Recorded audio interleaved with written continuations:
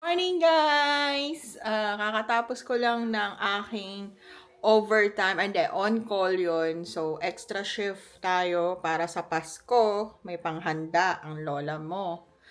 So, ngayon maulan sa Maryland. Tapos, ano pa 'to parang 2 araw nang umuulan dito. So, today is December 16.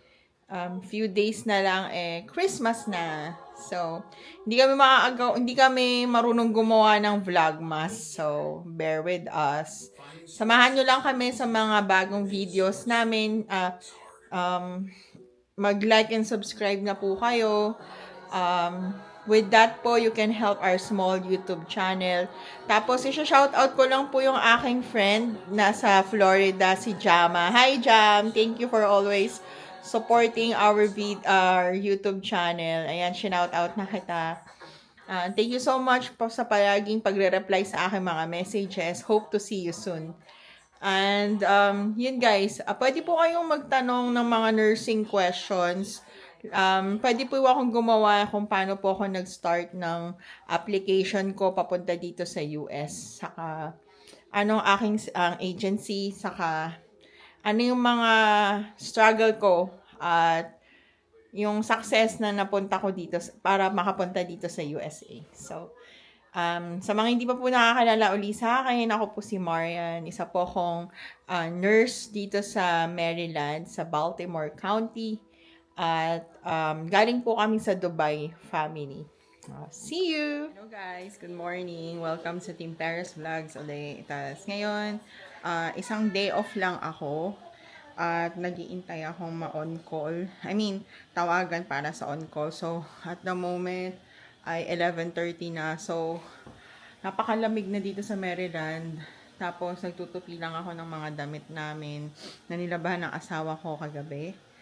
Tapos, yeah, mag-expect ako matawagan for today kasi nung last shift ko, nung na last 3 nights ko, medyo madami yung patient. Tapos, parang, syempre Christmas season, mostly yung mga tao magko-call out yan para sa mga party, ganyan. At sana matawagan ako. Usually, pag on-call ka, tatawagan ka nila sa hospital namin to, siguro mga 4:30, 5 p.m. Either tatawag o may message yung charge nas ng day shift at papapasukin ka. Tapos, ang waiting time mo, pag hindi ka pa natawagan that time, hanggang 3 a.m., on-call ka pa. So, kapag hindi ka natawagan from 7 to 3 a.m., bayad yung on-call mo ng something na hindi ko na hindi ko pa pwedeng ma-disclose kasi ano yan, policy. At yun nga, today bago ako tatry ko matulog ulit magpa-plancha muna ako Sunday today. Tapos yung husband ko nag-pick up siya ng shift, nandun siya sa school, gumawa siya ng schedule para mag-overtime. At si Rafa, wala siyang school. Malapit nang Christmas break ang school ngayon dito sa Baltimore County. So, yun na nga guys. Kahapon, madami kaming nagawa. Hindi na namin natapos yung vlog.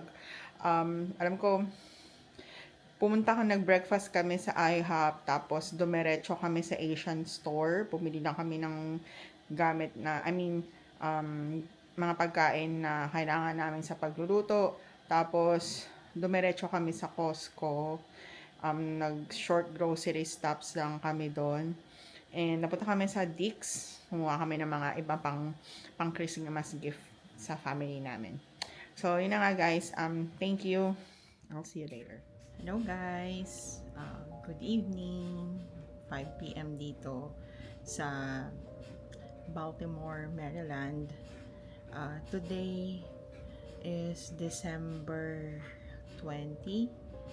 At wala lang guys.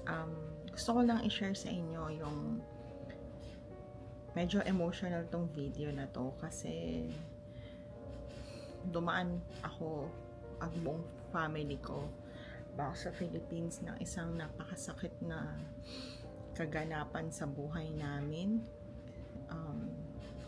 Ayaw mo maging ano mo yun, parang negative or something tong video na to. Pero, kasi parang ilang araw na rin akong hindi nagpo-post ng YouTube video ko. At sa mga subscriber na din na ngayon ay nag-aabang na rin sa mga videos at posts namin na family is gusto ko lang sanang i-share sa inyo. At ano mo yun, malabas ko din sa sarili ko, sa emotions ko, yung aking nararamdaman sa sitwasyon namin ngayon. Saka yung hirap na, alam mo yun, na may nangyari sa Philippines tapos hindi ka makakauwi agad back home para makasama mo yung family mo, mag-grieve kayo all together kasi hindi ka pa lalo na ngayon magka-Christmas, so marami kang gastusin, hindi talaga tapos yung mga flight ticket sobrang mahal, which is hindi mo magagawa. So ayun, gusto ko lang talaga sanang ilabas kung ano yung nasa puso ko ngayon. We just lost our dear niece, ang aming pong pamangking babae. Pangalan niya Shaina May. 28 years old na mother of 2. Namatay siya during tracheostomy insertion sa surgery kasi nag-suffer siya parang 4 months. Share ko na lang din yung kwento niya, yung journey niya. Nag-suffer siya ng 4 months after sa kanyang delivery sa second baby niya. Nagkaroon siya ng amniotic embolism during delivery. Tapos nag-cardiac arrest siya sa OR, na ICU siya, tapos after a month na-discharge siya, tapos bumalik na naman siya sa ICU kasi nagkaroon siya ng spasm sa kanyang lalamunan, tapos nagkaroon siya na kailangan niya siyang intubate, tapos progress to tracheostomy na.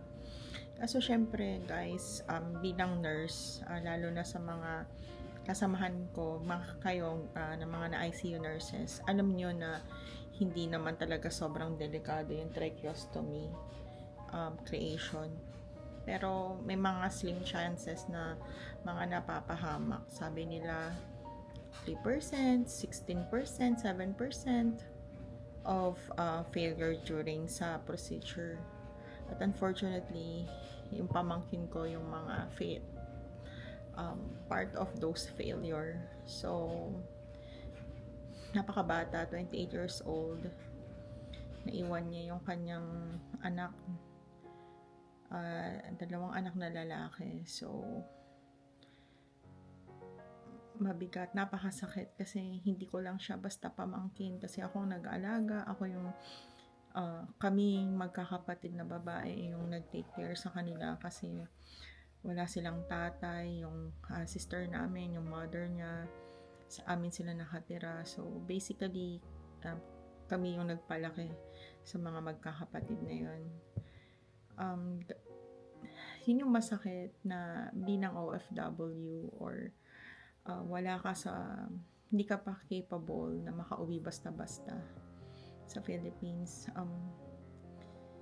Yung gusto mong mayakap yung mga kapamilya mo na nag-struggle sa situation na to. Ang bigat guys. Hindi ko alam kung tama ba tong ginagawa ko na i-share sa inyo, pero I just want to enlighten all people na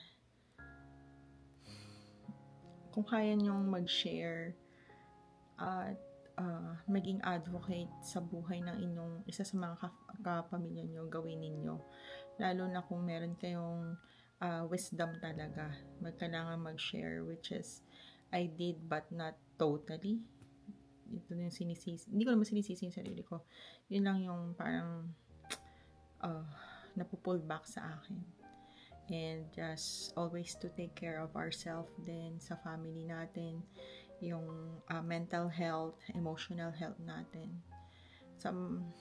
sa aking kapamilya na sa Philippines, sa aking kapatid na nasa UK. Kakayanin natin to. It's really fresh na just like nakaburol pa yung pamangkin ko ngayon. Gusto ko lang sanang i-share sa inyo. Gusto ko lang talagang labasin lahat ng mga emosyon na nararamdaman ko. And thank you for listening to me, guys. Please pray for our family. At maraming salamat. Ko-continue natin ang pag-vlog. Nothing will hold us back with this. Gusto kong makatulong at makashare sa mga kapwa nating Filipino nurses na nag-i-aim pa rin ng papunta dito sa Amerika. And anyway, thank you so much and God bless you all.